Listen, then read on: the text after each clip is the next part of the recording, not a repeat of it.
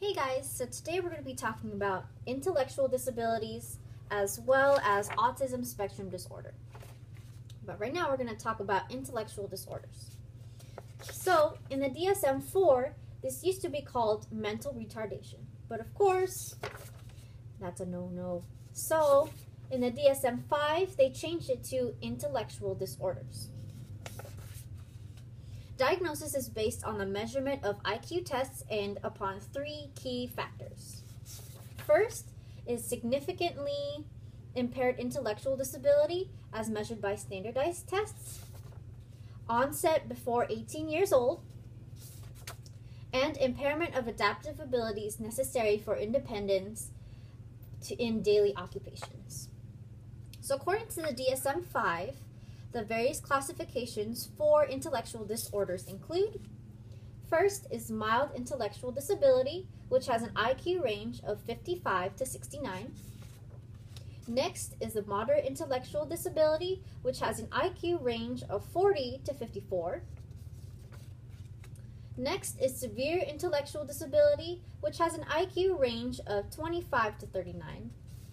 And lastly is the profound intellectual disability, which has an IQ range of 25. Now, development may be impacted and may vary depending on the level of severity.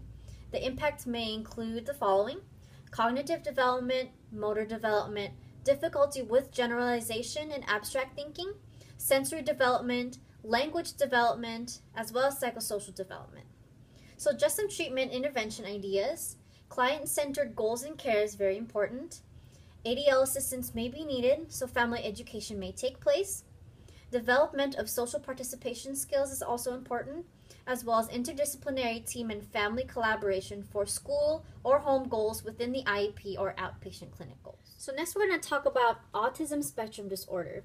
Now, ASD is actually characterized as a developmental disorder and can often coexist with other neuropsychiatric disorders, which may include seizures, ADHD, anxiety disorders, as well as OCD.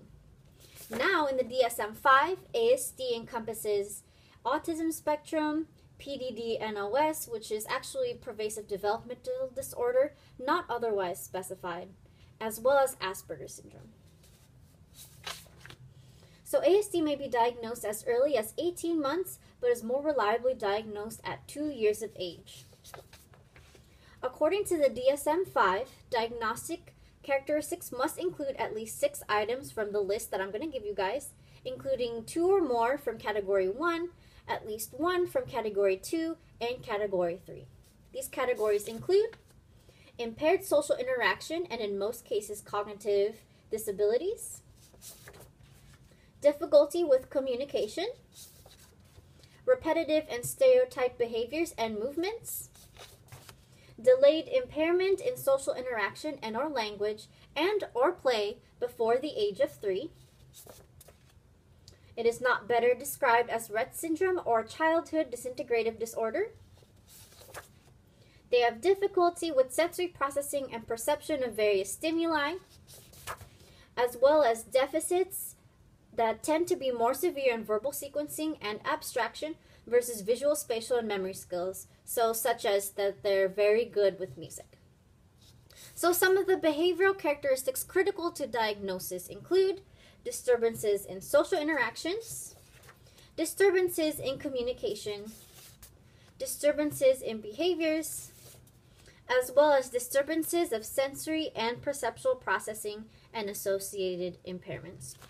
So that's just a brief overview of what the characteristics in the DSM-5 are for ASD as well as for intellectual disabilities. If you guys want a more detailed information about this, please refer to my handout that is also now on Canvas. Thanks, guys.